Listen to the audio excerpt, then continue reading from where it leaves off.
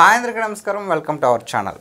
PSR Anjaneyulu so మరి నటి జత్వాని కేసులో ఆల్రెడీ అరెస్ట్ అయ్యి ఇటీవల ఆయనకి బెయిల్ కూడా మంజూరైంది.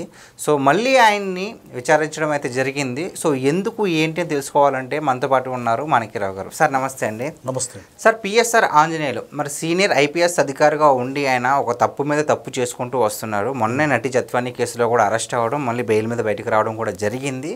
సో మరి మళ్ళీ విచారించడం జరిగింది పోలీసులు. ఎందుకు ఏంటి అంటారు అసలు?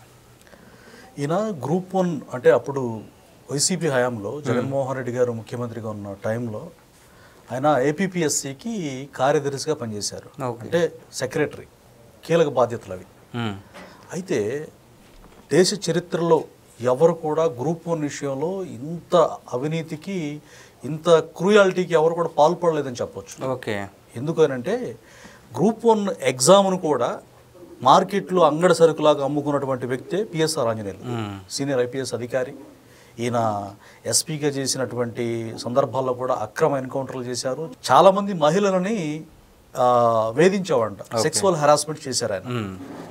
ఆ చేయడం మాత్రమే కాదు, ఇష్టారీతిగా అంటే చట్టాన్ని చేతుల్లోకి తీసుకొని శాంతి పరిరక్షణ పేరుతోటి, అంటే శాంతి భద్రతలను నేను కాపాడుతున్నాను నెపంతో పెద్ద పెద్ద వ్యక్తులను సైతం మ్యాన్ హ్యాండిల్ చేయడం, ఎగిరెగిరి తనడం, ఇలా చేసిన వ్యక్తి.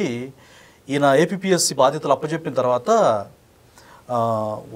జగన్మోహన్ రెడ్డి గారి హయాంలో ఆ పేపర్లని హైకోర్టు ఏం చెప్పిందనంటే మాన్యువల్గా మూల్యాంకనం చేయమని చెప్పారు. అంటే మాన్యువల్గా పేపర్లు దిద్దాలి అని ఆర్డర్ ఇస్తే కోవిడ్ సాకుతోటి, కోవిడ్ని అడ్డం పెట్టుకొని ఈయన ఏం చేశారంటే డిజిటల్ మూల్యాంకనం చేశారు. ఆ డిజిటల్ మూల్యాంకనంలో కూడా తప్పులు తడక చేసి, అంటే తను ఎవరైతే సెలెక్టెడ్ పర్సన్స్, అంటే మనకు అందుతున్న తాజా సమాచారం ఏంటంటే ఆ వ్యక్తులను కొంతమంది ఇదిగో ఈ పోస్ట్ ఇంత అని చెప్పి, అంటే 1 నుంచి 1.5 మ్యాక్సిమం 2 కోట్ల వరకు కూడా చెల్లించారని మనకి ఆరోపణలు ఉన్నాయి. ₹1 కోటి ఒక్కొక్క వ్యక్తికి జాబ్ రావాలంటే, అంటే గ్రూప్ 1 పోస్ట్ అంటే direct DSP, direct MRO, direct deputy collector, ఈ పోస్టులు ఉంటాయి అన్నమాట. కీలకమైన పోస్టులు ఉంటాయి. అంటే వాటిని అంగడి సరుకులాగా అమ్మినటువంటి ఈ ప్రబుద్ధుడు ఏం చేసినట్టు ముఖ్యంగా ఈయన మీద ఆరోపణ, అంటే ఇప్పుడు పోలీసు విచారణలో కొత్త కోణం బయటకు వచ్చింది. అదేంటంటే ఇతను చేసిన దుర్మార్గాలని, ఆ డేటాని, ఆ నోట్ ఫైల్స్ను కూడా ఇతనితో పాటు తీసుకెళ్ళిపోయాడు. హార్డ్ డిస్క్లు కూడా లేపుకెళ్ళిపోయాడంట.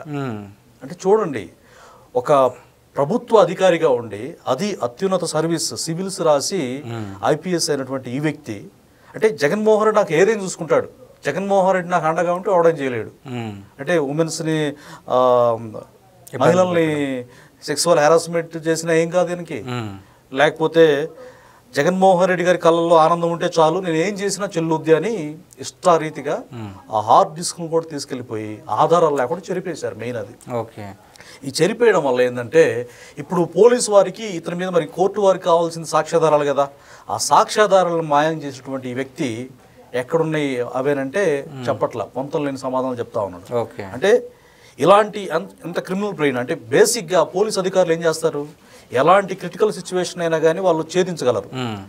అంత నాలెడ్జ్ ఉన్న వ్యక్తి ఆధారాలు లేకుండా ఎంత తెలివిగా చేసి ఉంటాడో మనం అర్థం చేసుకోవచ్చు. అంటే సమాజానికి ఉపయోగపడాల్సిన వ్యక్తి, ప్రజా శ్రేయస్సు కోసం, ప్రజలకు మేలు చేయడం కోసం ఉన్న వ్యక్తి ప్రజలను మోసం చేస్తూ అహోరాత్రులు కష్టపడి చదువుకున్న గ్రూప్ 1 ఆస్పిరెంట్స్ వాళ్ళను కూడా మోసం చేస్తూ సరిగ్గా చదవని వ్యక్తికి జాబులు అమ్ముకునేటువంటి, అంటే వ్యవస్థనే భ్రష్టు పట్టించే వ్యవహారం. అంటే గ్రూప్ 1 అధికారులు అంటే రాష్ట్రంలో అత్యున్నతమైన సర్వీసు, దేశంలో అత్యున్నతమైన సర్వీసు సివిల్స్ అయితే UPSC, union public service commission. దేశంలో అంత అత్యున్నతమైన సర్వీస్ ఇంకోటి లేదు, సివిల్స్ అది. అయితే రాష్ట్రంలో మరి ఇంక ఉన్నతమైన పోస్ట్ ఏంటంటే గ్రూప్ 1 పోస్ట్. ఆ గ్రూప్ 1 పోస్ట్ ఎసురు పెట్టి మొత్తం జగన్మోహన్ రెడ్డి గారి జమానాలో వ్యక్తుల్ని, అంటే డబ్బులకి అమ్ముకొని ఇస్తే వాళ్ళు ఎవరి కోసం పనిచేస్తారు, అధికారులు జగన్మోహన్ రెడ్డి గారి కోసం పనిచేస్తారు.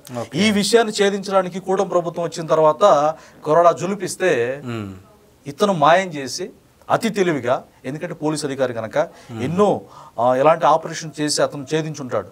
ఆ నాలెడ్జిని మనం రీసెంట్గా చూసాం. వైకాపాలో ఈ మద్యం కుంభకోణంలో ఎవరైతే వ్యక్తులు ఉన్నారో ఆ వ్యక్తులకు కూడా మీరు ఇలా తప్పించుకోండి, కోర్టుకి ఇలా రిప్లై ఇవ్వండి, పోలీసులకి ఇలా ఆన్సర్ ఇవ్వండి అని చెప్పి చాలా, అంటే చట్టంలో ఉన్నటువంటి లొసుగులను కావచ్చు, అంటే వాళ్ళకి ఎలా రిప్లై ఇవ్వాలో వీళ్ళకి ఒక అవేర్నెస్ కల్పించి హైదరాబాద్లో కూర్చొని ఇతను గైడ్ చేస్తూ ఉన్నాడు, అంటే నేరస్తులకు సహకరిస్తూ ఉన్నాడు. అందుకని అతను ఇమ్మీడియట్గా అది ఐడెంటిఫై చేసింది కూటమి ప్రభుత్వం. ఇతను ఉండాల్సింది శ్రీకృష్ణ జన్మస్థానంలో అని చెప్పి ఇతను చేసిన అరాచకాల మొత్తాన్ని కూడా, ముఖ్యంగా ఈ విచారణలో హార్డ్ డిస్కులు తీసుకుపోయినటువంటి విచారణలో ఎంత చెప్పినా కానీ అతను ఇవ్వట్లేదు.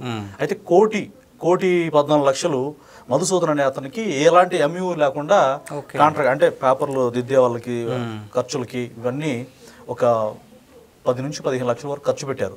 మిగతా వాటికి లెక్క పత్రాలు లేవు. అంటే ఇష్టారీతిగా హాయిలాండ్లో పేపర్లు దిద్దారు. అంటే ఆధారం లేకపోతే నన్ను కోర్టు ఏం చేయలేదు అంటే ప్రజలందరూ తెలుసు. అంటే ఎగ్జాంపుల్ చెప్పాలంటే వివేకానంద రెడ్డి గారిని ఎవరు చంపారో క్లియర్ ప్రజలందరూ తెలుసు. కానీ కోర్టు వారికి కావాల్సింది ఏంటి? ఆధారాలు. ఆ ఆధారాలు సిబిఐ ఇవన్నీ కూడా సేకరించింది. అయినప్పటికీ కూడా గూగుల్ టేక్అవుట్ కూడా ఇదిగో భాస్కర్ రెడ్డితో మాట్లాడారు, అవినాష్ రెడ్డితో మాట్లాడారు, ఇదండి వాస్తవం అని ప్రజలందరూ తెలిసిపోయింది, వెళ్ళనవును. కానీ కోర్టు వారికి కావాల్సింది ఏంటి? ఆధారాలు. ఆ ఆధారాలు లేకుండా మనకు ఆ కేసులో కూడా సాక్షులు 1 by 1 చనిపోయారు, చూసారా? జగన్మోహన్ రెడ్డి, భారత్ రెడ్డి ఇద్దరిని కూడా కారులో తీసుకొచ్చిన ఇద్దరిని కారులో రోడ్డు మార్గంలో వెళ్ళారు. వాళ్ళ మాటలు డిస్కస్ చేసుకున్నాడని చెప్పేసి అతను భూమి మీద లేకుండా పోయాడు. వాళ్ళు మాత్రం బాగుంటారు.